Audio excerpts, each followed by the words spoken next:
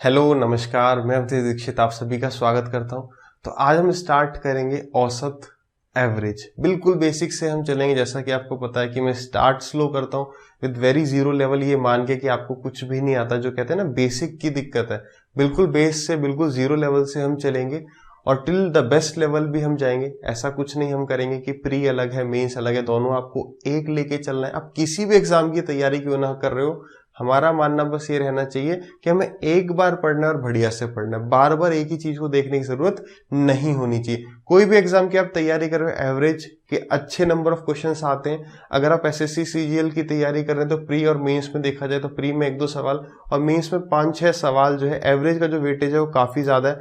अगर हम प्रीवियस कुछ पेपर्स का देखें तो आप देखेंगे कि एवरेज में 2015 मेंस में सीजीएल में 5 सवाल, 2016 में 7 सवाल, फिर 2017 में फिर 4 सवाल। तो वेटेज जो है इसका 5 से 6 सवाल का है, यानी कि 12 मार्क्स के आसपास, यानी कि 10%।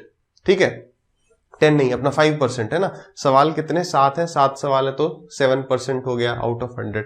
तो जो भी है, तो ये अपना जो है इंपॉर्टेंट टॉपिक है। बिल्कुल इसे अच्छे से पढ़ना, बिल्कुल बेसिक से मैं लेके चलूंगा कि आपको एकदम जीरो लेवल से कि कुछ नहीं आता। ठीक है, इंपॉर्टेंट बस आपसे एक रिक्वेस्ट ये है कि आप जब हम लिख रहे हो, जब मैं आपको समझा रहा हूं, तब आप नोट ना करें। साथ के साथ नोट करके 2-4 मिनट बच जाएंगे, बट समझने में जो है ज्यादा फायदा होगा अगर आप नोट बाद में करेंगे। ठीक है, अब मैं मान के चलूं कि आप ऐसे ही करेंगे। ठीक, चलिए चालू करते हैं अपना टॉपिक एवरेज। सबसे पहले एवरेज निकालने के हमारे पास कई तरीके होंगे। अगर आपने मिक्सचर एलिगेशन पढ़ा होगा ढंग से तो वहां से आपको बहुत बेनिफिट मिलेगा इसको और समझने में। ठीक है, तो एवरेज को अगर हम देखें तो एवरेज हम 3 तरीके से निकाल सकते हैं। पहला तरीका है फॉर्मूला। फॉर्मूला क्या होता है एवरेज निकालने का, सबको पता है। बात करेंगे एवरेज क्या होता है।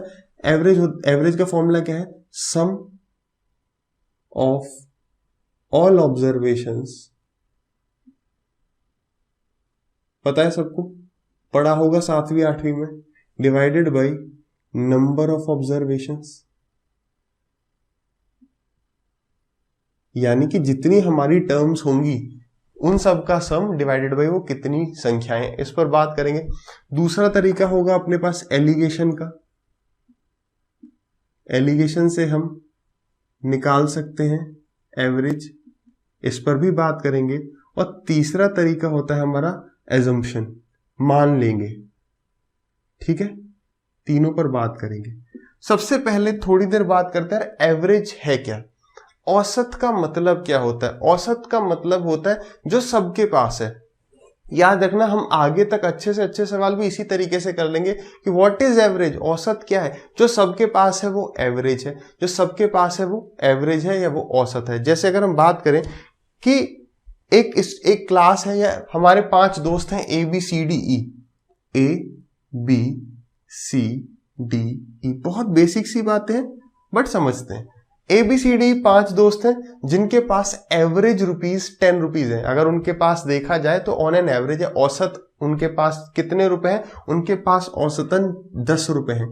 कितने रुपए हैं, 10 रुपीज। अच्छा, औसत का मतलब क्या, हर एक के पास 10 हैं, हर एक के पास 10 है।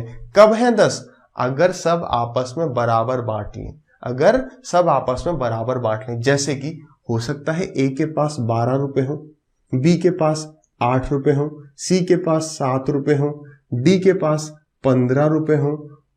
कितने हो गए, 8, यहाँ पे 3 2 5 5, यहाँ आ गया, यहाँ 2 आ गया, तो ई के पास कितने, 8 रुपए। मतलब क्या है, सबके पास कितने रुपए होने चाहिए, 10 रुपए होने चाहिए। एवरेज का मतलब सबके पास 10 रुपए, जब वो आपस में बराबर बांट ले। औसत का मतलब सबके पास उतना। अगर आप देखो पहला तरीका, फॉर्मूले से हम एवरेज निकाल सकते हैं। फॉर्मूला क्या है हमारा, सम ऑफ ऑल ऑब्जर्वेशन, यानी ये बेसिक सा तरीका है, इसको बहुत कम हम अप्लाई कर रहे होंगे। सबका सम कर दो और वो कितने टर्म्स हैं, 1 2 3 4 5, उससे डिवाइड कर दो।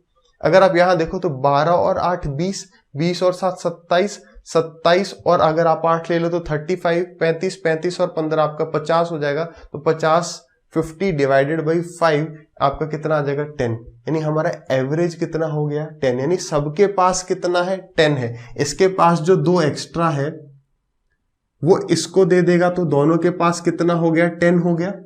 इसके पास कितना एक्स्ट्रा है, 5 है, वो 3 इसको दे देगा, 2 इसको दे देगा, हो गया सबके पास 10। तो एवरेज का बेसिक मतलब क्या है, सबके पास उतना है, सबके पास उतना है जो कि एवरेज है, जो कि औसत है। तो पहला तरीका हमारा सबसे आसान, सबका सम कर दो और नंबर ऑफ ऑब्जर्वेशन यानी जितने वो टर्म्स हैं। अगर बोले कि 5 लोग हैं, उनके पास औसतन, उनके पास ऑन एन एवरेज 10 रुपए हैं, यानी टोटल कितने रुपए हो गए, 5 लोग हैं और हर एक के पास 10 है, तो टोटल रुपए इनके पास कितने होंगे, 50।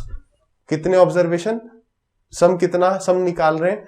फॉर्मूला क्या कहता है कि एवरेज बराबर, फॉर्मूला क्या कहता है हमारा, एवरेज बराबर, तो एवरेज दे दिया इनटू ये कर दिया, सबको कर लेंगे। ठीक है, आगे बढ़ते हैं। अब है दूसरा एलिगेशन वाला तरीका। एलिगेशन वाले तरीके पर आते हैं, एलिगेशन वाले तरीके पर आते हैं। एलिगेशन आपने, आशा करता हूं सबने पढ़ा होगा ढंग से, मिक्सचर एंड एलिगेशन।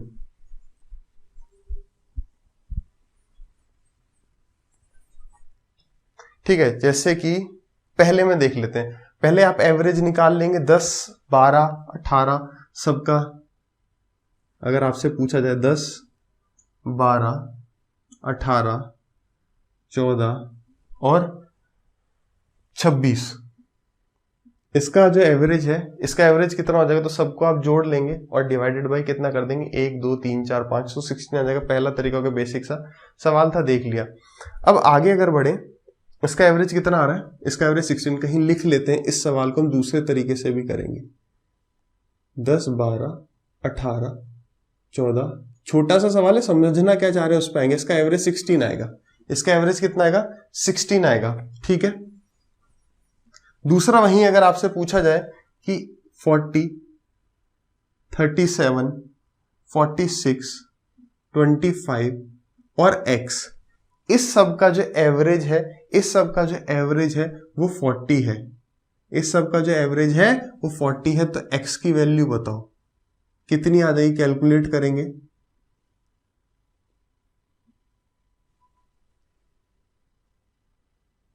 x की वैल्यू कितनी आ जाएगी, क्या करेंगे, सबका एवरेज 40 है, कितनी टर्म्स हैं, 1, 2, 3, 4, 5, 5 संख्याएं, यानी इन सब का सम कितना हो जाएगा, 200। ये हम कर रहे हैं अभी फॉर्मूले से, बाकी से भी करेंगे एलिगेशन से। तो एलिगेशन कब हम अप्लाई कर पाएंगे, जब 2 क्वांटिटीज होंगी। कब अप्लाई करेंगे, जब 2 क्वांटिटीज होंगी और उनको किसी रेशियो में मिला के तीसरी क्वांटिटी आ रही होगी। उससे ज्यादा होगा तो हम फॉर्मूला लगाएंगे, या हम करेंगे इसे एजम्पशन मेथड से कर सकते हैं, डेविएशन मेथड से कर सकते हैं। अच्छा, एवरेज का मतलब क्या होता है, एवरेज का मतलब सबके पास उतना ही, यानी कि विचलन की बात करें, विचलन मतलब डेविएशन, ये इंपॉर्टेंट पॉइंट है। Deviation, net deviation of all terms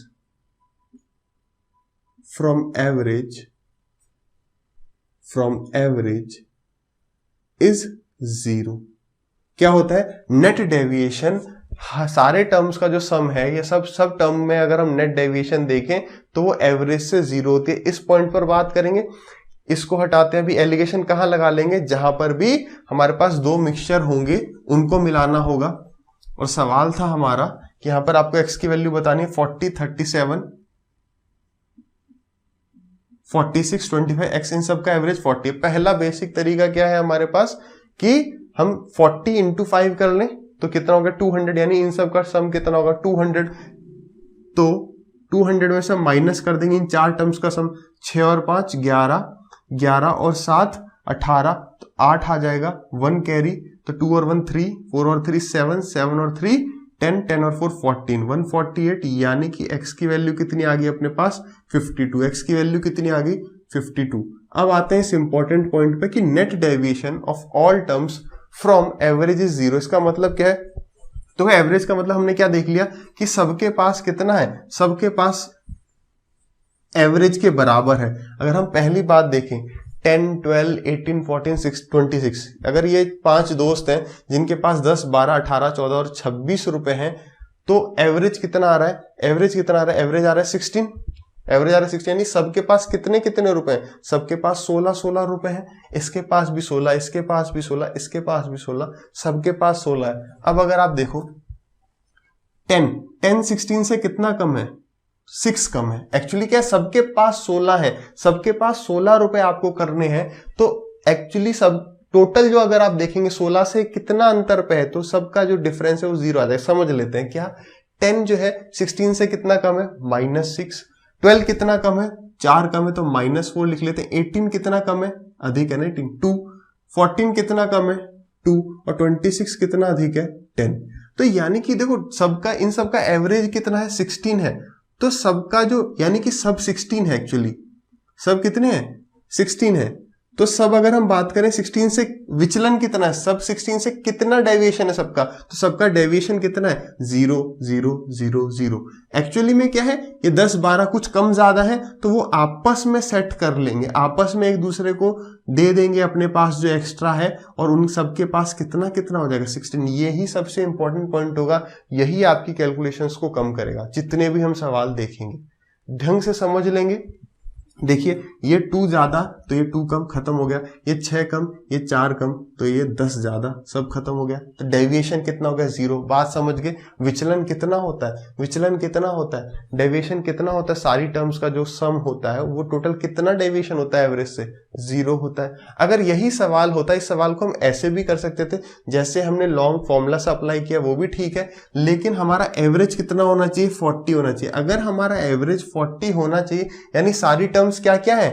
अगर एवरेज 40 यानी सारी टर्म्स 40 ही है, तो ये 40 से कितना कम कितना ज्यादा? आप कहोगे 0। ये 37 कितना है? 3 कम है 40 से। ये 6 ज्यादा है। ये 25 15 कम है। तो आप बता सकते हैं कि ये क्या होगा? ये 3 कम है, ये 6 ज्यादा है, यानी कि अगर आप देखो माइनस का 15 माइनस का 3, यानी कि माइनस का 18 हो गया। 18 हमारे पास कम है, हमारे पास 18 और होने चाहिए थे, और इसके पास 6 ज्यादा है, इसके पास 6 ज्यादा है। अगर हम नेट डेविएशन अभी बात करें तो हमारे पास 12 की कमी है, हमारे पास 12 की कमी है। एवरेज कितना होना चाहिए? 40। हमारे पास अभी 12 की कमी है, इसके पास 40 तो होने ही चाहिए थे, लेकिन 12 की कमी को भी यही पूरा करेगा। तो ये कितना हो जाएगा? 52। ये कितना हो जाएगा? 52। क्लियर है? आप ऐसे भी, आप नेगेटिव लेना चाहे तो नेगेटिव, अगर आप इसे प्लस भी लेना चाहें 37, यानी कि हमें 3 जोड़ना है। हमारे पास 3 एक्स्ट्रा, हमारे पास 3 की कमी, हमें 3 जोड़ना है, तो ये 40 हो जाएगा। हमें 6 माइनस करना है, तो ये 40 हो जाएगा। हमें 15 जोड़ना है, तो वो 40 हो जाएगा। तो अगर आप यहाँ पे देखोगे तो यहाँ पे आपका +12 आएगा, यानी कि हमें 12 जोड़ना है। आप कैसे भी समझ सकते हैं, लेकिन मेरी आपसे यही रिक्वेस्ट रहेगी कि अगर आपने पहले एवरेज पढ़ा है और आपने फालतू के फॉर्मूले रटे हैं तो उनको भूल जाओ। उनकी बिल्कुल भी जरूरत नहीं पड़ेगी एक भी फॉर्मूले की, ये गारंटी है, लेकिन इसको बिल्कुल 0 लेवल से समझते चलो। This is the base of entire average. बिल्कुल जरूरत नहीं पड़ेगी और सवाल ठक ठक होंगे बिल्कुल। ठीक है, तो डेविएशन क्या होता है? एवरेज का 0, यानी एवरेज का मतलब क्या होता है? अगर हम मोटी मोटी अब तक की बात करें, क्या समरी निकल रही है? एवरेज जो है, किन्हीं भी XYZ कितनी भी टर्म्स हो, उसका एवरेज का मतलब सबके पास उतना हो गया, सबके पास उतना हो गया। दोनों, सब लोगों ने आपस में कंट्रीब्यूट करके आपस में एक दूसरे के पास बराबर कर दिया। एक क्लास में 40 बच्चे हैं, उनकी हाइट का एवरेज है 120 सेंटीमीटर या 130 सेंटीमीटर। इसका ये मतलब नहीं है कि सबकी हाइट बराबर है, इसका ये मतलब है अगर सबकी हाइट मतलब कैसे भी काट पीट के बराबर कर दी जाए तो हर बच्चे की हाइट इतनी हो जाएगी। यानी हाइट हम यहां पर ट्रांसफर कर सकते हैं। हमारा मेन मकसद क्या है? सबके पास बराबर हो जाए, दैट इज एवरेज। ठीक है, फॉर्मूला वाला तरीका हो गया, एजम्पशन हो गया। अब बात करते हैं कि हम एलिगेशन कहां पर लगा रहे होंगे। एलिगेशन एवरेज में पहले हमने बात, तो ये एलिगेशन अगर आपने ढंग से पढ़ा हो तो एलिगेशन से एवरेज कैसे निकलते हैं ये बात हमने समझी थी। अब एवरेज ही पढ़ रहे हैं तो एलिगेशन को देख लेते हैं। एलिगेशन आप वहां लगा सकते हैं जब दो चीजों को मिलाकर कोई तीसरी चीज आ रही हो, जब दो चीजों को मिलाकर कोई तीसरी चीज आ रही हो। जैसे अगर हम बात करें, अगर एक सवाल होता कि एक आदमी क्या करता है, 40 रुपीज पर केजी के हिसाब से 28 केजी चीनी लेता है। कितनी चीनी लेता है? 28 केजी। और 50 रुपए प्रति किलो के हिसाब से 40 रुपीज पर केजी के हिसाब से वो लेता है 42 केजी चीनी। तो पूछ रहा है कि बताओ उसको 1 केजी चीनी का औसत मूल्य कितना पड़ा, उसको एवरेज प्राइस क्या पड़ा 1 केजी चीनी का। ठीक है, मेन अधिकतर स्टूडेंट्स इसमें क्या अप्रोच लगा रहे होंगे कि यार 40 इंटू 28, इतने रुपए की उसने इतने किलो चीनी ली, प्लस 50 इंटू 42, इतने रुपए की उसने इतने किलो चीनी ली, इतने रुपए की, डिवाइडेड बाय उसने टोटल कितनी चीनी ली, इतना तो उसका खर्चा हो गया, इसमें उसने कितनी चीनी ले ली 42 प्लस 28, तो 40 50 60 70, यानी 70 केजी चीनी ले रहा है। तो ये करने से हमारे पास क्या आ जाएगा, एवरेज प्राइस आ जाएगा। एलिगेशन कहाँ लगाएंगे, जहां दो मिक्सचर्स हों, जहां पे दो सब्सटेंसेस हों, जहां पर दो वस्तुएं होंगी, दो वस्तुएं जहां पर मिल रही हो। जैसे एक क्लास में लड़कों का एवरेज दे दे, लड़कियों का एवरेज दे दे, और पूछे कि लड़के और लड़कियों का टोटल एवरेज बताओ, चाहे हाइट हो, चाहे मार्क्स हो, चाहे कुछ भी, दो के केस में। अदरवाइज हम फॉर्मूला नहीं तो जो है हम वहां पर एजम्पशन से कर लेंगे, डेविएशन से कर लेंगे। ठीक है, अब इसको सॉल्व करेंगे तो जो कॉमन है सबसे पहले तो वो काट दो। 28 इंटू 4 आपका कितना हो जाएगा, 112, 112, प्लस 5 2 ज़ा 10, 5 4 ज़ा 20, 210, डिवाइडेड बाई 7, ये कितना हो गया 2 2 3, 322 डिवाइडेड बाई 7, ये एवरेज प्राइस आ जाएगा 1 केजी चीनी का। तो 7 4 ज़ा 28, 42, 7 6 ज़ा 42, यानी हमें 1 केजी चीनी कितने रुपए की पड़ेगी, 46 रुपीज की पड़ेगी। क्लियर है, एक तरीका ये हो गया। दूसरा यार, यहाँ पे आपको एलिगेशन से यहाँ पर एक फायदा क्या हो जाएगा, ये उसने 28 केजी लिए, 42 केजी ली, ये तो आपस में कट ही जाएगा, ये आपस में कट जाएगा। कैसे, यहाँ पर ये 28 प्लस 42 रहा, अब ये 42 28 42 28, तो 28 और 42 में जो चीज कॉमन है, यानी कि 14 कॉमन है। 14 अगर हम काट दें तो 14 से गया 2 टाइम्स, 14 से गया ये 3 टाइम्स। बड़ा हम कुछ नहीं कर रहे, बस कुछ बड़ी बात नहीं है, बस कैलकुलेशन को आप ऐसे भी स्मॉल कर सकते हैं, नहीं तो आप इसमें एलिगेशन लगा रहे होते कि 40 रुपीज के हिसाब से उसने 28 केजी ली और 50 रुपीज के हिसाब से उसने 42 केजी ली। ये 14 से गया 2 टाइम्स, 14 से गया 3 टाइम्स, आता है ये निकालना। यानी ये सवाल बस ये भी हो गया कि 40 रुपए के हिसाब से वो 2 केजी चीनी लेता है और 50 के हिसाब से वो 3 केजी लेता है। जो एवरेज प्राइस उसका इसमें आएगा वही एवरेज प्राइस जो है उसका 20-30, मतलब 2:3 रेशियो रहना चाहिए वेट का, बस, क्योंकि वो वेट तो आपस में कट ही जाएगा। मिक्सचर एलिगेशन में हमने बहुत अच्छे से पढ़ा था। तो यहाँ पर इस चीज को, मिडिल टर्म को, ये वाली जो एवरेज होता है यहाँ पर जो आता है वो क्या होता है, एवरेज होता है इसका और इसका। कैसे निकालेंगे, 40 into 2 plus 50 into 3 divided by 2 plus 3, वही चीज आ जाएगी 40। यहां से 14 तो कैंसिल आउट हो जाता, 40 इंटू 2 80 हो जाता, और 50 इंटू 3 150 हो जाता। तो 80 और 150 कितना हो गया, 0। 8 और 5 आपका हो गया 13, एक कैरी गया 230 डिवाइडेड बाई 3 और 2 5। तो हमारा आंसर यहां से भी कितना आता, 46। तो ये हमने एलिगेशन देख लिया। क्लियर है। अब कुछ सवालों में हम बात कर रहे होंगे एजम्पशन। अगर हम मान ले, ये मेथड आपने पढ़ा होगा एनसीईआरटी किताब में, बहुत अच्छे से दिया हुआ है। एजम्पशन मेथड से भी जो है आप एवरेज निकाल सकते हैं। एजम्पशन मतलब हम मान लें, ठीक है। सीधे सवालों पे बढ़ेंगे तो कोई फायदा नहीं होगा, एक बार पढ़ना है और खत्म करना है, ठीक है। एजम्पशन मेथड देखें। चलिए अब हम पहले सवाल को देखते हैं। 10 12 18 14 और 26, देखना आराम से। 10 12 18 14 और 26। एजम्पशन मेथड का मतलब हम अगर मान लें कि कुछ भी एवरेज है, हम एवरेज 3 मान सकते हैं। 3 मतलब कि 3 तरीके से। पहला हम एवरेज मान सकते हैं स्मॉलेस्ट नंबर, यानी कि सबसे छोटा नंबर मान सकते हैं। फिर दूसरा क्या मान सकते हैं, लार्जेस्ट नंबर, जो सबसे बड़ा हो। और तीसरा हम मान सकते हैं कोई भी रैंडम नंबर, कुछ भी, मतलब कुछ भी आप मान सकते हो अपनी मर्जी से। तो देखो, हमें स्मॉलेस्ट या लार्जेस्ट मान ले एवरेज, तो उसमें फायदा रहता है। क्या फायदा रहता है, जैसे मैं कहूं कि इसकी एवरेज हम मान लेते हैं 10, हमने मानी है 10, लेकिन हमें 100% पता है कि एवरेज 10 से ज्यादा ही होगी। बात सही है गलत है, इस पूरे की एवरेज देख के ही आप ये कह सकते हो मुझे नहीं पता, लेकिन वो सबसे छोटा नंबर क्या है, 10। सबसे ये मान लो 5 लोग हैं, उनके पास इतने इतने रुपए हैं, तो एवरेज अगर सब आपस में बराबर कर लें तो हर एक के पास कितने हो गए, वो अगर हम छोड़ें तो हम ये जरूर कह सकते हैं कि सबके पास 10 से ज्यादा होंगे, इसलिए 10 मान लेते हैं। अगर हम लार्जेस्ट मानेंगे तो हमें ये पता है कि 26 नहीं है, 26 से कम होगा। बात को समझते हैं, शुरू करते हैं। रैंडम क्यों नहीं मानने, रैंडम से भी आंसर सही आएगा। हमें पता है इसका आंसर कितना आएगा, एवरेज 16। ठीक है, अगर एवरेज 10 होती, अगर एवरेज 10 होती तो 10 खुद से कितना बड़ा छोटा है, 0। अगर एवरेज जो है 12 होती तो कितना ज्यादा है, मतलब एवरेज 10 ही है तो 12 10 से कितना ज्यादा, 2। 18 कितना ज्यादा है, 8। 14 कितना ज्यादा है, 4। और 26 कितना ज्यादा है, 10 से। हम एवरेज से ही देखते हैं डेविएशन यानी विचलन, तो ये कितनी ज्यादा है, 0। 10 से 10 से कितना ज्यादा, 0। 12 2, ये लिख लिया।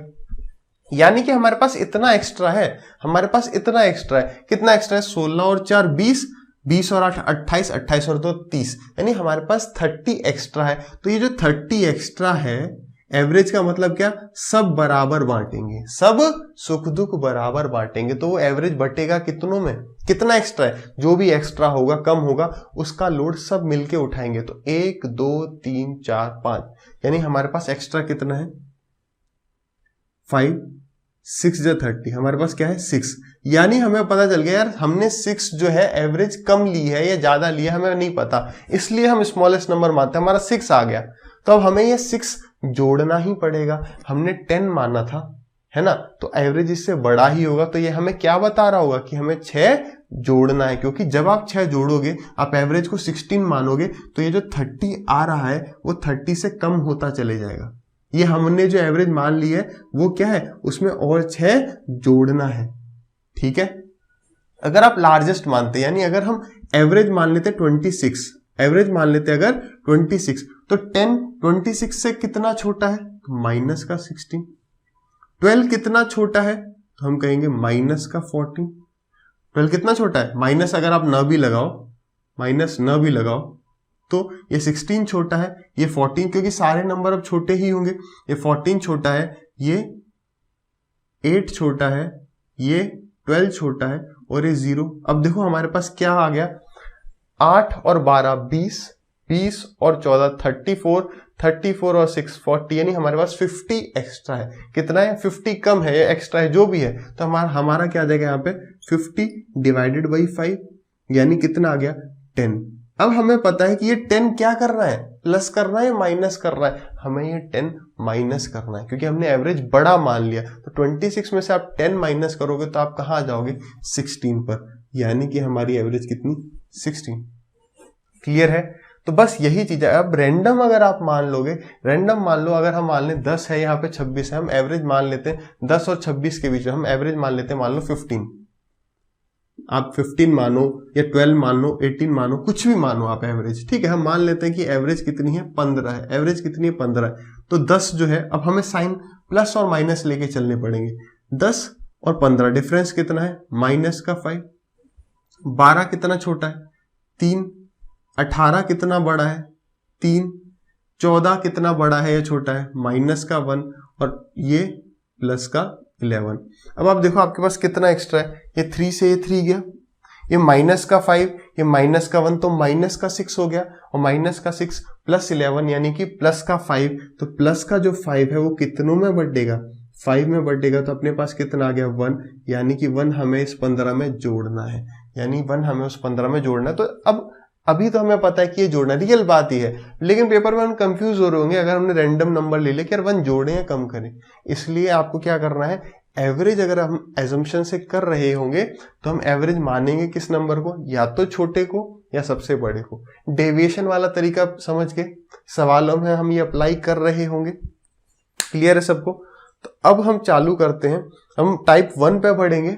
ठीक है, टाइप 1 पे बढ़ेंगे, और टाइप 1 पे बढ़ने से पहले हमें एपी को पढ़ना थोड़ा जरूरी है। अर्थमेटिक प्रोग्रेशन बोले तो समांतर श्रेणी। ठीक है, पढ़ा होगा, यहाँ पे जरूरत है, इसलिए नंबर सिस्टम के लिए नहीं रुक रहे हैं अभी। जैसे नंबर सिस्टम में एपी, जीपी, एचपी तीनों ही पढ़ेंगे, बट अभी एपी पढ़ते हैं, क्योंकि उसका जो एप्लीकेशन है, जो सवाल आते हैं इस तरीके के सवाल, अगर आप देखें कुछ ऐसे, ठीक है, तो ये एक एपी है। इन सवालों को हम देखते ही करते हैं, उसके लिए यार एपी को पढ़ना थोड़ा जरूरी है। ठीक है, तो इस सवाल पर आएंगे, पहले आप ध्यान से एक बार एपी पढ़ लें, यानी अर्थमेटिक प्रोग्रेशन, समांतर श्रेणी। अगर आप हिंदी में ही देखें तो ये समांतर श्रेणी, समांतर का मतलब समान अंतर, equal difference. What is arithmetic series, what is arithmetic progression, यानी कि उतना ही ऐड हो रहा होगा। डिफरेंस क्या रहता है, दो कंसेक्यूटिव टर्म्स के बीच में डिफरेंस बराबर रहता है। जैसे कि अगर हम मान लें हमारी पहली टर्म को यहां पर ए से डिनोट करते हैं, ए डिनोट करता है पहली टर्म और डी डिनोट करता है डिफरेंस। तो पहली टर्म को अगर हम ए माने तो दूसरी टर्म हमारी क्या होगी यार, ए प्लस डी। तीसरी क्या होगी, फिर डी और ऐड हो जाएगा तो ए प्लस 2d, फिर A plus 3d and so on. ठीक है, बात क्लियर है। चलिए, तो इसमें क्या है, nth टर्म। nth टर्म मतलब कि ये पहली है, ये दूसरी है, ये तीसरी है। उसको कैसे लिखेंगे, हमें ये पता चल गया यार, अगर मेरे से कोई 10वीं टर्म लिखने के लिए कहे तो हमें अब ये दिख रहा है कि पहली टर्म में डी नहीं है, दूसरी टर्म में डी है, फिर 2d है। यानी कि अगर हम बात करें 10वीं टर्म की तो 10वीं टर्म में डी कितने होंगे, 9। एक कम चल रहा है ना, क्योंकि पहले में तो कोई डिफरेंस नहीं, दूसरे में एक बार ऐड हुआ, तीसरे में 2 बार ऐड हुआ, चौथे में 3 बार ऐड हुआ। तो 10 टर्म में क्या होगा, 10th टर्म को हम लिख सकते हैं ए प्लस पहली टर्म प्लस 9 बार डिफरेंस जोड़ दो। इसी तरीके से ये फॉर्म आ गई कि ए एन, कौन सी टर्म, वो nth टर्म, जो भी टर्म है 10वीं टर्म, तो 10 बराबर होगा ए प्लस n माइनस 1d। कोई भी फॉर्मूला, इस फॉर्मूले को रटने की कोई जरूरत नहीं है, कहां से आया समझ गए, देखते। ठीक है, अब आगे बढ़ते हैं। इसमें एक और जो इंपॉर्टेंट फॉर्मूला हो जाता है वो होता है सम ऑफ एन टर्म्स, यानी कि एन टर्म्स का सम, 1 2 3 4 जितनी भी टर्म है उसका फॉर्मूला क्या होगा। उसका फॉर्मूला होता है number of terms divided by 2, जितनी भी संख्याएं हैं उसका आधा कर दो, और 2a plus n minus 1d। या पहले देख लेते हैं, होता है first term plus last term, पहली संख्या प्लस आखिरी संख्या को गुणा कर दो, कितनी संख्याएं हैं। जैसे अगर हम बात करें, पहली संख्या क्या है ये, आखिरी संख्या क्या है, मान लो अगर हम ऐड कर रहे होते 2 4 6 8 और 10, तो ये फॉर्मूला कैसे अप्लाई करेंगे, कितनी संख्याएं, 1 2 3 4 5, तो 5 डिवाइडेड बाई 2 इंटू पहली संख्या 2 प्लस आखिरी संख्या 10। ठीक है, तो जब हमें पहली संख्या पता हो और आखिरी संख्या पता हो तो हम ये वाला फॉर्मूला लगा देंगे। अगर हमें नहीं पता, अगर हमें पता ही नहीं होता, वो कह देता 2 4 ऐसे करके 50 संख्याओं का सम बताओ, कितने का सम बताओ, 50 संख्याओं का। तो हम क्या करते, या तो हम आखिरी टर्म यानी 50वीं टर्म पता करते। कैसे पता करते, a प्लस 49d, हाँ है ना, 50वीं टर्म बतानी है तो a प्लस 49d, तो 49 इंटू 2 49 इंटू 2 कितना हो जाएगा आपका 98, और 98 प्लस 2 यानी कि 100 हो जाएगा, यानी कि 50वीं टर्म 100, तो 100 50 टर्म का सम बताना है तो 50 डिवाइडेड बाई 2 इंटू 2 प्लस 100, एक तरीका ये। या इसी फॉर्मूले को आप और आगे ऐसे लिख सकते हैं, n by 2 in bracket a plus last term या nth टर्म। nth टर्म क्या होता है, a plus n minus 1d, तो a plus n minus 1d, और a प्लस a कितना हो जाएगा 2a, तो आपने ये फॉर्मूला भी पढ़ा होगा, 2a plus n minus 1d। जब हमें बताना है n टर्म्स का सम, यहां पे क्या आप सीधे n की वैल्यू 50 रख देंगे, तो 50 बाई 2 और 50 इंटू 2 100 प्लस 49d। क्लियर है, उस तरीके से निकाल देंगे।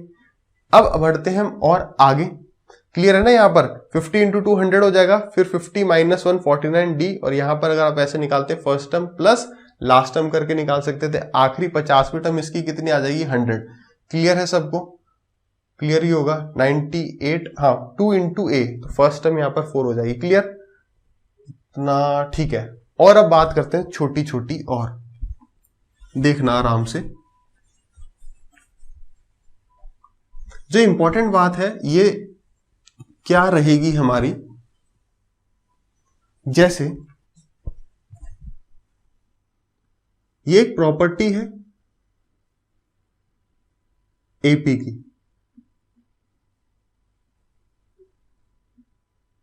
इतना ही लेते हैं चलिए। ठीक है, 2 4 6 8 10 12 14 16, ये एक अर्थमेटिक प्रोग्रेशन, एक समांतर श्रेणी है। अगर कोई हमें पूछे इसका एवरेज बता दो, इसका एवरेज बता दो, तो हम सीधे बता सकते हैं। उस पर बढ़ने से पहले देखिए, पहला टर्म क्या है a, दूसरा टर्म क्या होगा a प्लस डी, तीसरा टर्म a प्लस 2d, चौथा टर्म a प्लस 3d। बस यहां तक ही देखो, इन दोनों का सम क्या है, इन दोनों का सम क्या है 2a प्लस 3d, इन दोनों का सम क्या है 2a प्लस 3d ही है। तो एपी में अगर देखो तो बाहर वाले दो, फिर उसके बाद अंदर वाले दो और हैं, तो वो उन सब का सम क्या होगा, बराबर होगा। अब देखते हैं ऊपर, उससे फायदा क्या होगा उस बात पर आएंगे। सबसे पहले तो देखो क्या सम बराबर है, 2 और 16 18, 14 और 4 18, 6 और 12 18, 10 और 8 18। अगर हम इसमें से एक को कम भी कर दें, एक कम कर दिया, अब क्या होगा, 2 और 14 कितना हो गया, 16 हो गया, 12 और 4 16 हो गया, 10 और 6 16 हो गया, 8 अकेला बच गया, इसको इंटू 2 कर दो, जो अकेला है उसको 2 बार, तो वो भी 16 हो जाएगा। तो इसका अब हम फायदा क्या उठाएंगे, इसका बेनिफिट हम क्या उठाएंगे, उस पर आते हैं। अगर मैं आपसे कहूं कि पूरी एक क्लास है, या ऐसे करते हैं, 2 लोग हैं, 2 के जोड़े हैं, 2 के पेयर हैं, husband wife husband wife husband wife husband wife husband wife. समझना इस बात को। सबसे पहला पॉइंट इसमें, अगर 5 आदमी हैं और पांचों के पास 50 रुपए हैं, अगर 5 आदमी हैं और पांचों के पास 50 रुपए हैं, तो क्या उनका औसत सेम होगा, बिल्कुल होगा। अगर 5 लोग हैं, पांचों के पास 50 छोड़ो बराबर रुपए हैं, तो आप कह सकते हो कि सबका एवरेज बराबर है, ठीक है। दूसरा, अगर हमारे पास कुछ पेयर्स हैं, कुछ पेयर्स हैं, इसमें भी 2 आदमी, इसमें भी 2, इसमें भी 2, इसमें भी 2, इसमें भी 2, हमें नहीं पता, हमें बस इतना पता है कि इन दोनों के पास मिलाकर x, इन दोनों के पास मिलाकर x, इन दोनों के पास x, इन दोनों के पास x, इन दोनों के पास x। तो बताओ इस पूरे का एवरेज क्या हो जाएगा, पूरे का एवरेज क्या हो जाएगा, x नहीं। एवरेज का मतलब होता है सबके पास उतना, इन 2 के पास x है, इन 2 के पास x, इन 2 के पास x, इन 2 के पास x, इन 2 के पास x, यानी हर एक के पास हम कितना कह सकते हैं, x/2। इसके पास भी x/2, इसके पास भी x/2। अगर पहला पॉइंट हमने क्या किया था, सबके पास बराबर है, सबके पास बराबर है तो एवरेज उतना है। यहां पर हर पेयर के पास बराबर है, तो एवरेज x नहीं होगा, उस x के अंदर 2 लोग हैं तो x/2 हो जाएगा। यहां पर अगर 5 लोग हो जाते, लेकिन बात क्या है, हर पेयर में नंबर बराबर होना चाहिए। अगर यहां पर भी 5 लोग हैं, यहां पर भी इस पेयर में भी 5 लोग हैं, हमें बता दिया सब में जो है 5 है, मान लेना 5 हो जा रहे हैं, ठीक है। तो हर एक आदमी के पास कितना हो जाएगा, x/5, और x/5 ही हमारा क्या हो जाएगा, एवरेज। अब इस बात से हम इस बात को लिंक करते हैं, क्या, यहां पर 2 और 14 कितना हो गया, 16, 12 और 4 16, 10 और 6 16, यानी यहां पर क्या होगा, पेयर हो जाएंगे 2 के, और उन दोनों का सम क्या होगा, बराबर ही होगा, यानी एवरेज कितना हो जाएगा, इन दोनों का सम डिवाइडेड बाई 2। अगर हमें एक सीरीज दी हुई है तो उन दोनों का सम डिवाइडेड बाई 2 हमारा एवरेज हो जाएगा। बात इतनी क्लियर है। अब आगे और बढ़ते हैं, थोड़ा सा और बढ़ते हैं। ये सारी बात हम कब कर रहे हैं, एपी के लिए, समांतर श्रेणी के लिए। याद रखना ये एपी में ही होगा ऐसा, और एपी में ही ऐसा नहीं करेंगे हम कि हमें एक सीरीज दे दी 1 3 5 6 7 9 11, हम इसमें एवरेज पूछे तो हम करें 11 और 1 12, 12 का आधा 6। नहीं, ऐसा क्यों हो रहा है यहाँ पर, क्योंकि 11 और 1 12, यहाँ पर 9 और 3 12, 7 और 5 भी 12 हो रहा है। वैसे ये एपी नहीं है, मगर अब ठीक है, वहां पर उस केस में हो जा रहा था क्योंकि हमने मिडिल टर्म ये 6 घुसा दी थी। इस पर भी आएंगे, ये क्या है, ऐसा इसलिए हो पाया क्योंकि इसे आगे बात करते हैं, ठीक। तो अगर अब देखो 12 और 1 13, 11 और 3 14, सम चेंज हो गया, 9 और 5 14 हो रहा है, और 6 और 7 फिर से 13 हो रहा है, यानी सम जो है दो पेयर का वो सेम नहीं है, जो कि हो रहा होगा हमारे एपी में, यानी कि समांतर श्रेणी में। तो इसका एवरेज कितना हो जाएगा, 14 + 2 का आधा, यानी इसका एवरेज 8 होगा।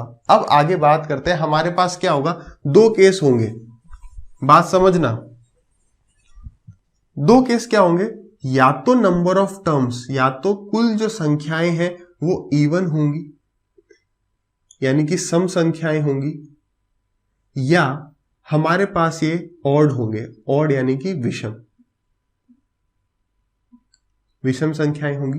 ठीक है, इंग्लिश में ही लेके चलते हैं, सबको पता है। तो अब बात करें इवन है ऑड है, इससे क्या फायदा क्या नुकसान। अगर हम बात करें जैसे पहले ऑड यानी कि यार 5 उंगलियां हैं, तो इन 5 में से हम बीच वाला बता सकते हैं। बीच वाला कौन सा है? थर्ड। तो इस केस में जो एवरेज होगा, एवरेज क्या है? एपी में, हमेशा याद रखना एवरेज जो है एपी में ठीक बिल्कुल बीचों बीच होगा, एकदम मिडल वाला जो आदमी होगा या मिडल वाला जो नंबर होगा वो जो है वो एवरेज होगा। कब? एपी में। कब? एपी में। अभी तक हम समझते चल रहे हैं, हमने एक सवाल नहीं किया है, क्योंकि जब सवालों पे आएंगे तो सवालों के लॉजिक एकदम यहीं से हिट करते जाएंगे। ठीक है, तो थोड़ा सा समझने में टाइम देंगे। ठीक है, झोंपड़ी बनाने में समय नहीं लगता, महल बनाने में लगता है ना। तो बस नींव मजबूत करनी है, सबसे इंपॉर्टेंट यार ये है। अधिकतर स्टूडेंट्स क्या होता है ना, टीचर्स भी इसलिए बहुत ज्यादा डीप में शायद इसलिए नहीं ले जाते हैं कि बच्चे बोर होने लगते हैं, कहते हैं अरे सर इतना नहीं, सवाल कराओ सीधे। अब सीधे अगर नींव कमजोर रह गई, अगर बेसिक कमजोर रह गया, इस पे इमारत खड़ी कर दी तो वो ढह जाएगी। ठीक है, जिनको पता है पढ़ाने का तरीका उनके लिए बहुत अच्छा, जिनको नहीं पता तो यार प्लीज कोऑपरेट करो। चलिए आते हैं यार वापस। तो ऑड नंबर अगर हम मान लें, अगर हमारी जो संख्याएं हैं वो 5 होंगी, तो बीच वाला, ठीक बीच वाला जो है वो हमारा एवरेज होगा। देखते हैं, जैसे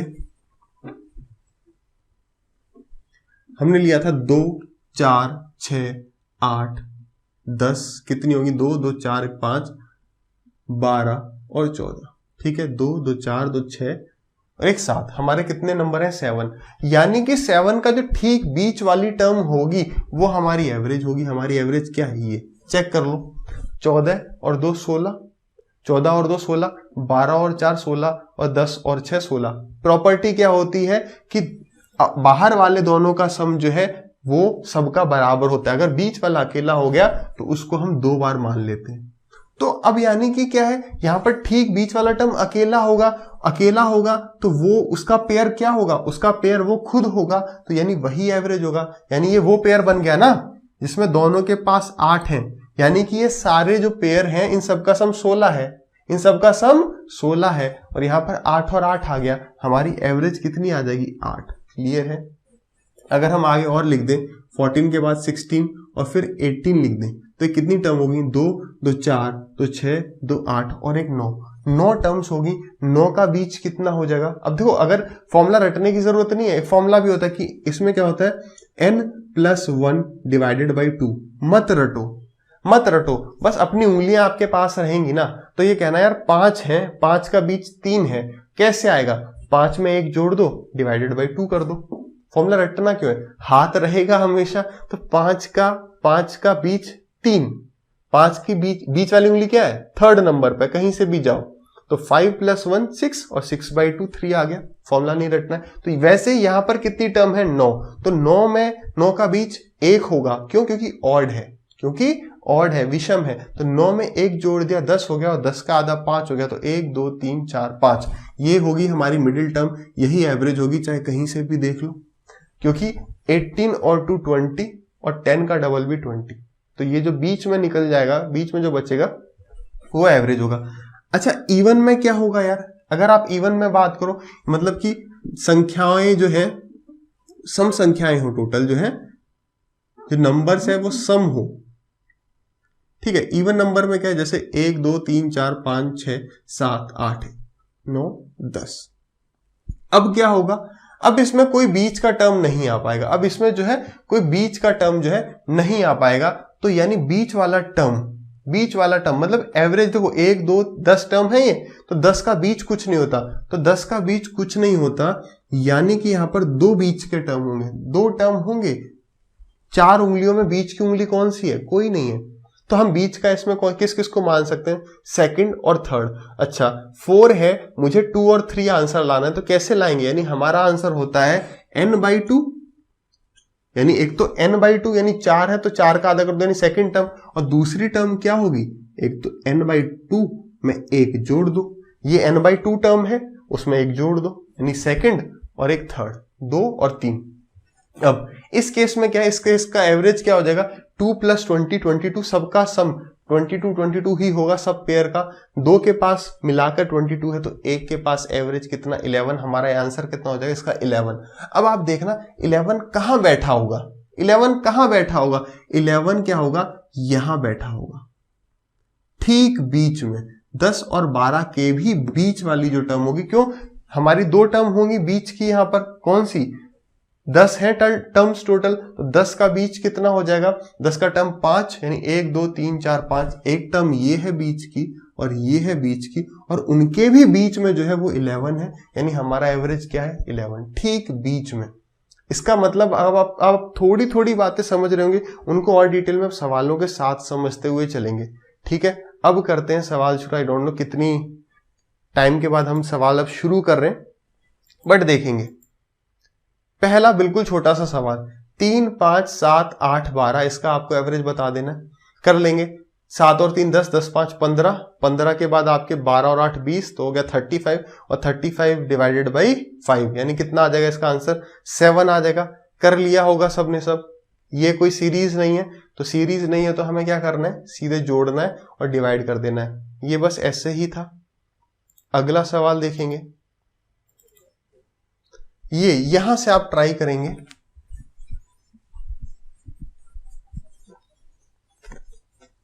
ये है हमारा टाइप 1 और आपकी हेडिंग होगी एपी, अर्थमेटिक प्रोग्रेशन, ये समांतर श्रेणी। क्लियर है, हो गया होगा सबका।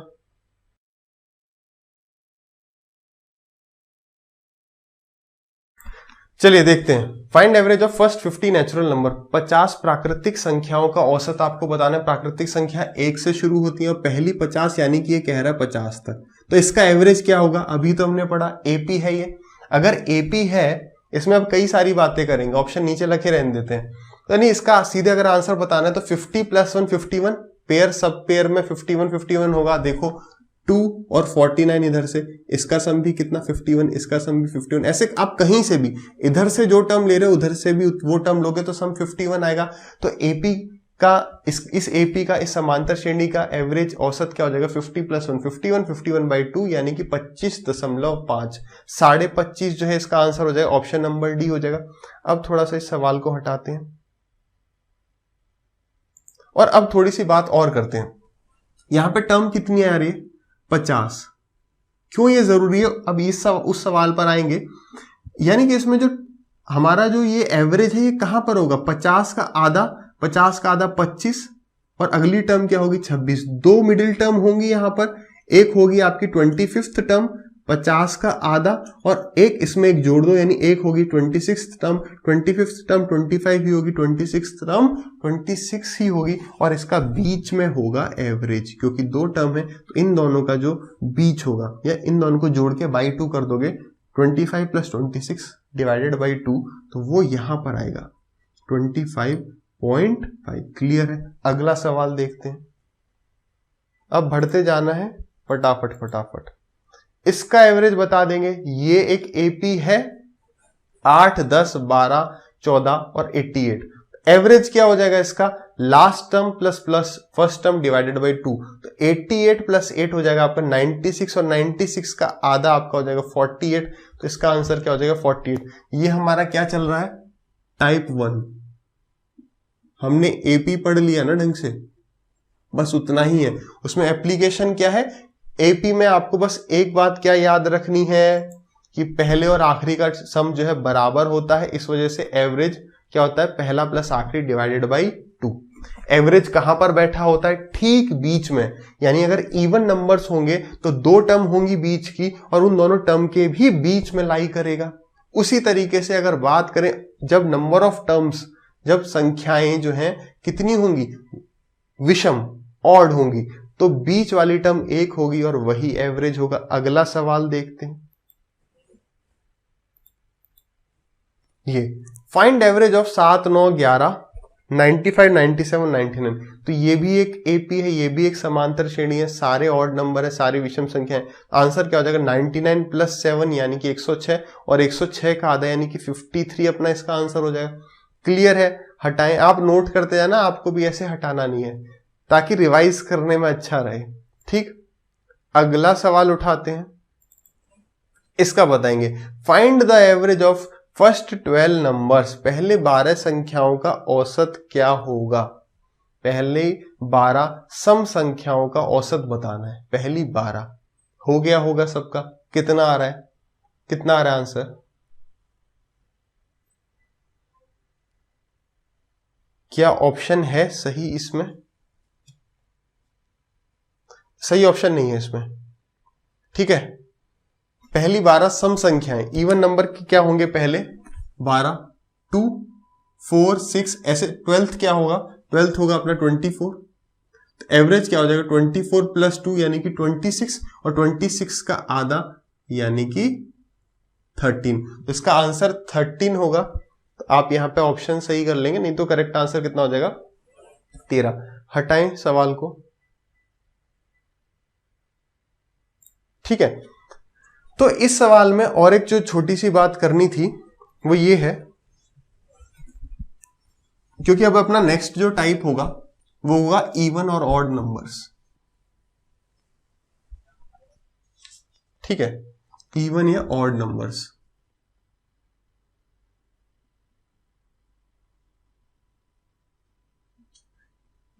देखो ये जो बात हम करने वाले हैं इसके लिए, इससे कोई फायदा नहीं होगा सवालों को करने, बट इससे हमारा लॉजिक और इंप्रूव होगा, सोच और अच्छी हो जाएगी, बढ़िया। जैसे अगर मैं आपसे बात करूं कि हमारे पास हमें एवरेज बताना है, हमारा यहां पे आंसर कितना आया था? 13 आया था। किस चीज का? 12 इवन नंबर्स का। किसका? समझना बात को, 12 इवन नंबर्स। ठीक, अगर आपसे पूछा जाए 24 इवन नंबर्स का एवरेज बताओ, 24 इवन नंबर्स का एवरेज बताओ, वो पहले इवन नंबर नहीं है, वो ये नहीं कह रहा कि फर्स्ट 24 इवन नंबर्स, वो बस इतना कह रहा है कोई भी 24 आपको इवन नंबर देती है। बात को समझना, मैं आपसे क्या पूछना चाह रहा हूं, क्या समझाना चाह रहा हूं। आपसे बोल दिया जाए कि पहले 24 सम संख्याओं का औसत बताओ, एक बात है। आपसे बोला जाए कोई भी 24 सम संख्याएं हैं, कोई भी 24 इवन नंबर्स हैं, उनका एवरेज क्या होगा? बिल्कुल इवन पहला। दूसरा बोल दिया ऑड हो सकता है, वो जो नंबर जो एवरेज होगा वो इवन होगा, ऑड होगा। ऐसा सवाल बिल्कुल पूछा जाना चाहिए, average of 24 even number is, लिख लेंगे यार इसको, इंपॉर्टेंट सवाल क्या रहेगा आपको? हाँ यार इंपॉर्टेंट है, average of 24 even numbers is always, वो हमेशा क्या होगा? आपको ऑप्शन दिया पहला इवन नंबर, दूसरा ऑप्शन दिया ऑड नंबर, तीसरा ऑप्शन दिया इवन और ऑड, इवन और ऑड, और आखिरी ऑप्शन दे दिया जीरो। तो हमें पता है जीरो तो होगा नहीं, हमें ये तो पता है कि जीरो तो होगा नहीं, तो क्या होगा कह सकते हैं? बताओ आप, इवन ऑड या कुछ भी हो सकता है, इवन या ऑड भी हो सकता है, इवन या ऑड। इसके पीछे लॉजिक को समझना, हमने ये बात पहले ही कर ली है यार। 24 इवन नंबर का जब आप एवरेज निकालोगे, 24 इवन नंबर का जब आप एवरेज निकालोगे तो एवरेज क्या होता है? बिल्कुल बीच में। 24 की बीच की टर्म तो कोई होगी नहीं, 24 की कोई बीच की टर्म नहीं होगी, तो यहां पर हमारे पास दो टर्म्स आ रही होंगी। कौन कौन सी? 12th और 13th, 12th और 13th टर्म, उसके भी बीच में होगा हमारा एवरेज। तो 12th टर्म, ये हम क्या कर रहे हैं? एवरेज किसका बता रहे हैं? इवन नंबर का। तो 12th टर्म भी इवन होगी, 13th टर्म भी इवन होगी, तो इन दोनों के बीच का जो डिफरेंस है वो 2 होगा। तो बीच में जो टर्म होगी वो एक एक के डिफरेंस पे होगी, वो एक एक के डिफरेंस पर होगी, हाँ या ना? यानी कि अगर 12th टर्म अपनी क्या है? 12th टर्म भी एक इवन नंबर है, कोई भी एक इवन नंबर उठा लो, 86, उसका अगला इवन नंबर क्या होगा? मान लो 88, तो बीच वाली टर्म पक्का एक ऑड नंबर होगी। ये 100% बात सही है। दो इवन नंबर के बीच में, ठीक बीच में, यानी दो इवन नंबर जो कंसेक्यूटिव इवन नंबर है, उसका औसत हमेशा एक ऑड नंबर होगा, एक विषम संख्या होगी। ये बात कंफर्म है, ये बात कंफर्म है। अगर वो कह दे कि 20 9 इवन नंबर्स का एवरेज हमेशा क्या होगा? तो 29 टर्म्स का बीच वाली टर्म, 29 का बीच वाली टर्म क्या होगी भाई? 29 का बीच तो हम निकाल नहीं पा रहे, फॉर्मूला याद नहीं। अच्छा 5 का बीच 3 होता है, कैसे आया? 5 में एक जोड़ दिया और आधा कर दिया, तो 29 की बीच वाली टर्म क्या होगी? 30 का आधा यानी 15, यानी 15th term, 15th even number, 15th even number, जो भी वो सीरीज चल रही है, जहां से भी चल रही है, वहां से 15वीं संख्या, 15वीं सम संख्या, 15th इवन नंबर, यानी कि आंसर हमेशा क्या होगा इसका? इवन, जिससे पहले था उसका ऑड। क्लियर है? सेम वे ऑड में 29 ऑड नंबर, 29 ऑड नंबर का एवरेज ऑड होगा, 28 ऑड नंबर का एवरेज वो एक इवन नंबर होगा। बात समझ में आ रही है? कितना अच्छा सवाल है, सोचने पे मजबूर कर देगा। सोच लिया क्यों हमने इतना लंबा डिस्कस करते हैं? जो नए स्टूडेंट्स हैं वो समझ गए होंगे, पुराने तो जानते ही। तो this is the base. Clear है? अब देखते हैं हम टाइप 2। पहला सवाल अपना ये हो गया, पहला सवाल अपना ये हो गया। दूसरा सवाल आपकी स्क्रीन पर है ये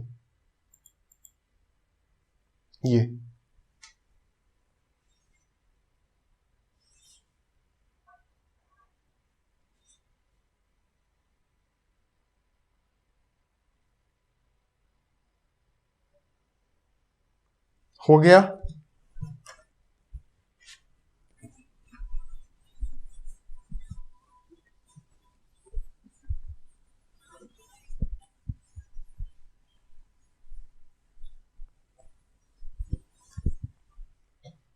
कई स्टूडेंट कहते हैं सर डस्टर नहीं है, डस्टर है अपने पास, ये देखो हमारी आवाज करता है, तो देसी तो चीज बेस्ट होती है। ठीक है, कुछ कुछ पार्टिकल्स रह जाते हैं इसमें। चलिए, average of 5 consecutive odd numbers is 35। सवाल आए हुए हैं, सारे सवाल आए हुए हमने उठाए हैं। Average of 5 consecutive odd number is 35, find the biggest number. कैसे उठाएंगे सवाल को? 5, अब देखो 35 को अगर आप हटा भी दो तो बताओ 5 ऑड नंबर है तो एवरेज पक्का ऑड होगा, हाँ है ना? क्योंकि बीच वाली टर्म यहां पर थर्ड हो जाएगी, तो उसका एवरेज आप क्या बताएंगे? थर्ड टर्म, और थर्ड ऑड नंबर वो भी एक ऑड नंबर होगा। बात हमने करी थी नहीं करी थी? हाँ है ना? हाँ। तो अब वो कह रहा है 5 कंसेक्यूटिव ऑड नंबर का एवरेज 35 है, यानी कि आप कह सकते हो कि 35 कौन सी टर्म है? 35 बीच वाली टर्म है। 5 का बीच थर्ड, यानी कि थर्ड टर्म है 35। पूछ क्या रहा है? Find the biggest number. तो 35 के बाद 37 फिर 39, यानी हमारा आंसर क्या आ जाएगा? 39। क्लियर है सबको? एक बार और, आखिरी बार। हमारे को कह रहे हैं 5 ऑड नंबर का एवरेज 35 है, 35 को हटाओ। अगर 5 ऑड नंबर है तो पक्की बात है ऑड ही आंसर होगा, जरूरत नहीं है, बट क्यों होगा? क्योंकि 5 का बीच तीसरी ऑड टर्म होगी और ऑड टर्म आ गई, तो वो 35 हमें गिवन है, ऑड ही है ये। ठीक है, एवरेज क्या होता है किसी भी एपी का? बात कर रहे हैं एपी, ऑड नंबर की जो सीरीज है वो एक एपी है, वो एक समांतर श्रेणी है। तो 5 ऑड नंबर का एवरेज अगर 35 है, यानी 5 में बिल्कुल बीच वाली ये टर्म जो है ये एवरेज होगी। ये टर्म एवरेज है, यानी ये 35 है, तो ये 37 हो जाएगी और ये 39 हो जाएगी। अगला सवाल देखेंगे यार, फटाफट। Average of 26 consecutive odd numbers. अब बताओ 26 विषम संख्याएं आ गई, 26 यानी कि एक इवन नंबर है। क्या आप 26 का बीच बता सकते हो? नहीं। 26 में हमारे पास 2 संख्याएं आ जाएंगी जो दोनों की दोनों ऑड होंगी, दोनों ऑड नंबर है, ये ऑड नंबर की सीरीज चल रही है, तो 2 संख्याएं आएंगी और उसके बीच में एक इवन नंबर होगा, इसलिए यहां पर 80 है। समझ रहे हैं? हम सवालों को भी समझ रहे हैं। ठीक है, करते हैं सवाल को। कह रहा है find the smallest number. Try करेंगे आप पहले 10 सेकेंड।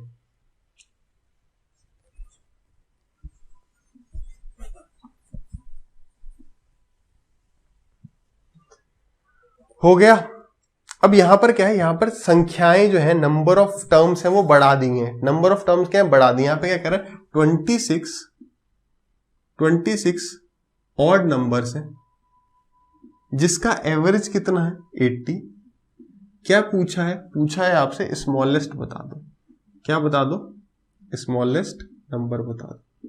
ठीक है, आए सवाल पर। कैसे करेंगे? सबसे पहला अप्रोच हमारा क्या हो गया? 26 ऑड नंबर है तो 18 था, 80 था, एक सेकेंड 26 ऑड नंबर, एवरेज 80 था यार, ठीक है। 26 तो ऑड नंबर 80 तक 18 तक पहुंचेंगे ही नहीं, ठीक है। तो 80 है हमारा एवरेज, यानी कि हमारी अब अगर आप टर्म पे आओ 26 का आधा 13, यानी हमारे पास जो एक टर्म होगी वो 13th टर्म होगी, एक 14th टर्म होगी, 13th एक 14th, 1 2 3 4 5 6 ऐसे 13 14 15 16 17 18 से 26 तक। तो 13 और 14 के बीच में हमारी ये एवरेज है, यानी यहां पर है हमारा 80, बिल्कुल बीच में, यानी कि 13th टर्म हमारी 79 है और 14th टर्म हमारी 81 है। क्लियर है? हमें अब 13th टर्म पता चल चुकी है। वो क्या पूछ रहा है? सबसे छोटी संख्या बता दो। अब इसको करने के भी दो तरीके हैं, एक होगा हमारा नॉर्मल तरीका, एक होगा मेंटोस वाला तरीका, है दिमाग की बत्ती जब जल जाती था, ठीक है, थोड़ा हंस लें। चलिए, तो दोनों अप्रोच से देखते हैं यार। एक स्टूडेंट क्या कर रहा होगा यार, जो जिसको फॉर्मूले वगैरह आते हैं कि यार a+9, अगर आप इसे फॉर्मूले से करें क्या होता है, a+n-1d, a+n-1d, n यहां पर कितना है हमें पता है, 13वीं टर्म 13th टर्म 79 है, तो आप पहली टर्म वही होगी, स्मॉलेस्ट टर्म जो पहली संख्या है वही सबसे छोटी होगी, यानी a+12, डिफरेंस कितना है यहां पर 2 का, बराबर कितना है 79। अब यहां से सॉल्व कर दोगे, 12 2 24, 24 इसमें से माइनस कर देंगे तो 5, और यहां पर आ गया 5, यानी पहली स्मॉलेस्ट जो संख्या है वो 55 हो जाएगी। एक तरीका तो ये है। अब यार हम फॉर्मूला वगैरह लगाना नहीं चाह रहे, क्यों? क्योंकि अगर अब उसने पूछी होती सबसे बड़ी संख्या बताओ, यानी वो कह रहा है 26th टर्म बताओ, तो 26th टर्म हम बताने के लिए क्या करते, अगर हम फॉर्मूले से ही जाते, यहां पे तो पहली बतानी थी, अब वो कह रहा है 26th टर्म बताओ, तो हम सबसे पहले तो पहली टर्म निकाल रहे होते 55, और 55 के बाद फिर फॉर्मूला लगा रहे होते a प्लस कौन सी टर्म n-1d, यानी 26 - 1 यानी 25, n-1d, ठीक है, पढ़ लिया है। अब 26 में से 1 गया तो 25 इंटू डिफरेंस कितना 2, तो 25 दूनी 50, और 50 और 55 कितना हो गया आपका 105, यानी कि हमारी 26 टर्म कितनी 105। यहां पे हम ऐसे कर रहे होते, लेकिन अगर हम थोड़ा सा लॉजिक लगा दें तो बात को समझना। 13th टर्म आपको पता है, आपको जाना कौन सी पर है, पहली पर जाना है, तो 1 2, यानी कि कितनी बार आप जंप ले रहे होगे, जंप गिनना 1, यानी 12 पे आओगे तो 1 जंप, फिर अपना 11 पे आओगे फिर 1, ऐसे जब 2 पे आ जाओगे तो 2 से 1 पर आने के लिए भी 1 जंप, यानी हमारे जो जंप है वो हम जिस टर्म पर हैं उससे 1 कम होंगे। यही तो फॉर्मूला कहता है, हम जिस भी टर्म पर हैं उसमें 1 कम करके, उसमें 1 कम, यानी हमें कितने जंप लेने होंगे 12, ठीक है। तो इस यहां पर आप फॉर्मूला नहीं भी लगाते तो ऐसे करते कि हमें पता है कि a प्लस, समझना, a+12d बराबर कितना है, a+12d बराबर 79, 26 निकालनी होती तो a+25d बराबर कितना। अगर आप यहां पे इन दोनों को सब्ट्रैक्ट करोगे तो पाओगे कि 25 में से 12 गया तो कितना आ जाएगा 13d। इन दोनों के बीच में डिफरेंस कितना है, अगर आप इन दोनों टर्म्स की बात करो, ये कौन सी टर्म है, ये 26वीं टर्म है, ये 13वीं टर्म है, डिफरेंस देखो कितना आ रहा है 13d का, तो आप इसमें 13d इसमें जोड़ देते, 13d जोड़ देते तो हमारा आंसर आ जाता। यहां पर हमने क्या कर दिया, 55 प्लस, अरे 55 प्लस ये क्यों किया है, हमारे पास 13th टर्म आ गई, ठीक है। हमारे पास फर्स्ट टर्म कितनी आई थी, फर्स्ट टर्म आई थी, अच्छा फर्स्ट टर्म हमारे पास 55 आई थी ना, हाँ ठीक है, a+n-1d, ठीक है। यहां पर डिफरेंस कितने का चल रहा है, यहां पर डिफरेंस चल रहा है 2 2 2, यानी डिफरेंस कितने का चल रहा है 2 2 2 का चल रहा है। डिफरेंस कितने का है, 13 टर्म का है, 13 टर्म का है, तो 13 दूनी 26, 26 हम जोड़ देंगे 79 में, 26 हम जोड़ देंगे 79 में, तो 9 और 6 15, 7 2 9 1 10, 105 ऐसे भी आ जाता अगर आप इधर से उधर जाना चाहते। लेकिन बेस्ट अप्रोच अपना क्या रहेगा, इस सब को हटाएं, कंफ्यूजन हो जा रही है, बहुत चीजें लिखी हुई है ना। चलिए,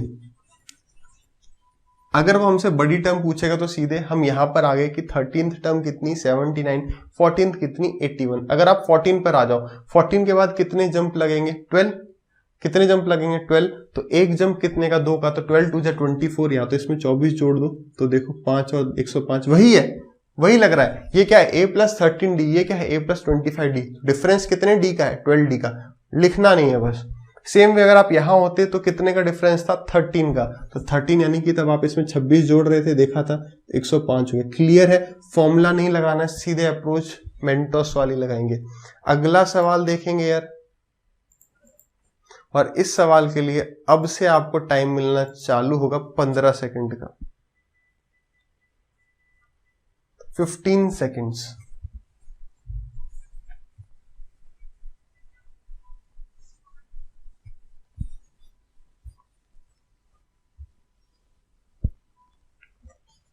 बस हो गया यार 15 सेकंड। पेन रख दो, रखा नहीं है अभी तक आपने, है?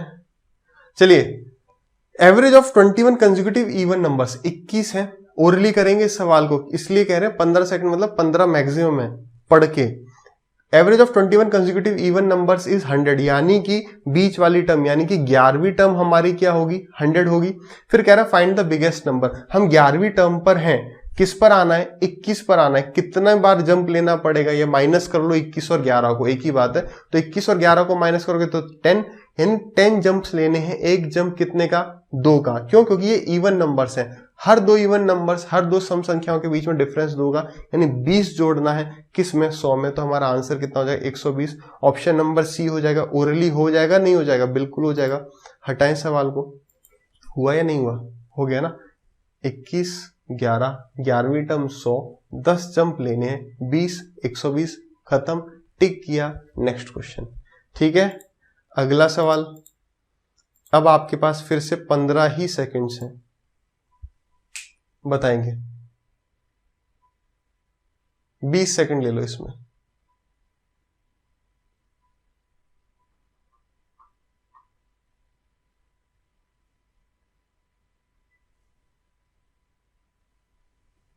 एक, 2, 3, डन हो गया।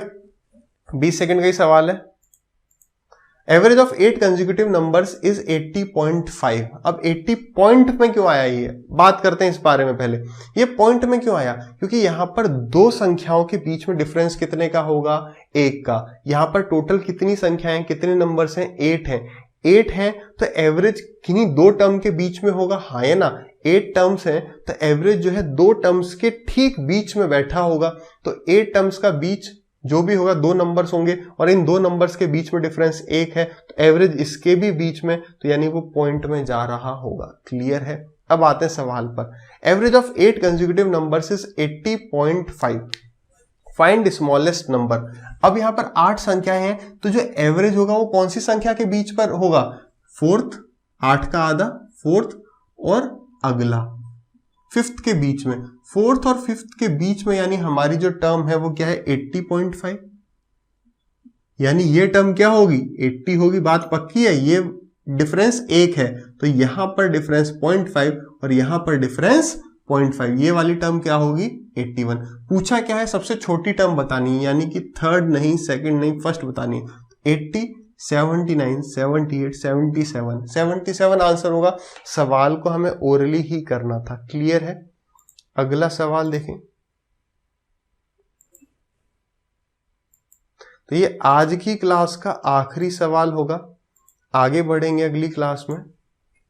ठीक है, अभी बेसिक हमने बहुत अच्छे से कवर कर लिया है। बताएंगे इसका आंसर। सवाल कम किए हमने आज की क्लास में, लेकिन कंसेप्ट्स बहुत बहुत बहुत डीप में समझे हैं। ठीक है, अब ऐसे आगे बढ़ते जाना है, अब कुछ नहीं बचा है। Average of 40 consecutive even numbers is 101। Time को हटाते हैं। Average of 40 consecutive even numbers is 101। Find the biggest number. Orally करें।